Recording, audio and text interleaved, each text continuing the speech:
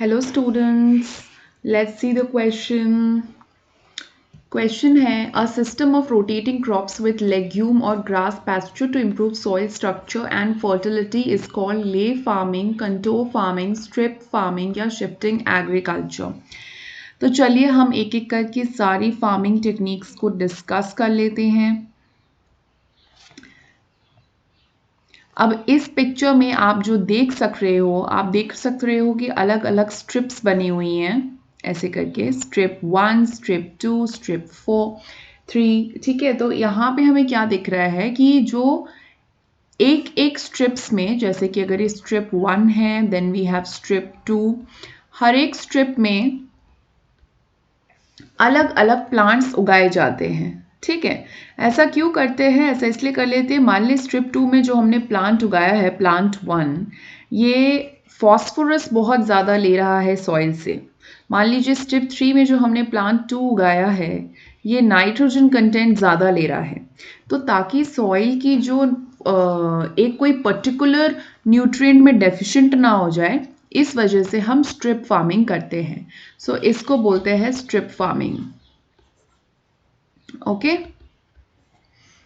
Next देख लेते हैं। अब ये जो सीढ़ियों की तरह फार्मिंग की गई है, इसको हम बोलते हैं कंटोर फार्मिंग, और ये ज़्यादातर हिली रीजन्स में किया जाता है, क्योंकि हिली रीजन्स में अगर पानी बहेगा तो पूरा सॉइल ही बह जाएगा ना, तो इसीलिए इस तरीके से ये ऐसे सीढ़ी टाइप का बना हुआ है, इसको बोलते हैं कंटोर फार्मिंग।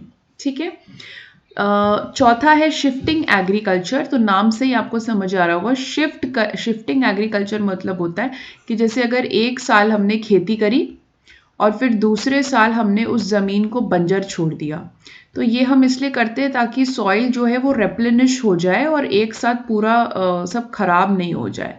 तो ये हो गया शिफ्टिंग एग्रीकल्चर। क्वेश्चन पूछा है कि a system of rotating crops with legume और ग्रास पैस्चर, इसको क्या कहते हैं? तो बच्चों इसको हम कहते हैं ले फार्मिंग। तो अब मैं आपको ले फार्मिंग भी एक्सप्लेन कर देती हूँ। तो ले फार्मिंग में हम क्या करते हैं, एक टाइम हम ग्रास पैस्चर उगाते हैं और दूसरे टाइम जो है हम दाल उगाते हैं, यानी कि लेग्यूम्स उगाते हैं। अब हम ऐसा क्यों करते हैं, इसके फ़ायदे क्या है? तो बहुत सारे फ़ायदे होते हैं। पहला फ़ायदा ये होता है कि जब हम ग्रासेस उगाते हैं तो उससे ऑर्गेनिक मैटर का प्रोडक्शन होता है, प्रोडक्शन ऑफ ऑर्गेनिक मैटर होता है। अब यहाँ पे ग्रास हमारा मेन क्रॉप नहीं है, ये आपको याद रखना होगा। ग्रास हमारा यहाँ पे मेन क्रॉप नहीं है। जब हमने ग्रास उगाया तो हमारा प्रोडक्शन ऑफ ऑर्गेनिक मैटर हुआ इन द सॉइल। अब नेक्स्ट टाइम जब हम लेग्यूम्स उगाएंगे तो ये लेग्यूम्स का ईल्ड बहुत ही बेहतर आएगा, क्योंकि ऑर्गेनिक मैटर सॉइल में बहुत रिच था। So we will get a better yield. Okay, ये तो हुआ पहला फ़ायदा। दूसरा फ़ायदा इसका ये हो जाता है कि इससे लाइफ स्टॉक में भी फ़ायदा होता है। कैसे होता है लाइफ स्टॉक में फ़ायदा? अब जब घास होते हैं तो उसमें बहुत सारे जानवर उसको ग्रेस करते हैं, उसको खाते हैं। तो जो लाइफ स्टॉक है, यानी कि जैसे कैटल या शीप या जो भी, तो उनकी जैसे कैटल है तो हाई मिल्क यील्डिंग हो जाएंगे वो। तो लाइफ स्टॉक भी हाई यील्डिंग हो जाते हैं इस ग्रास पे फीड करने की वजह से।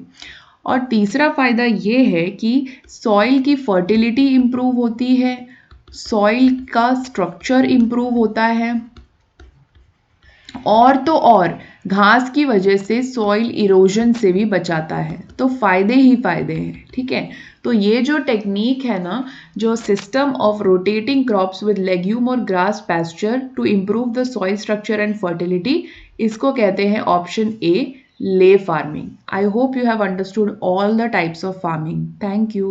All the best.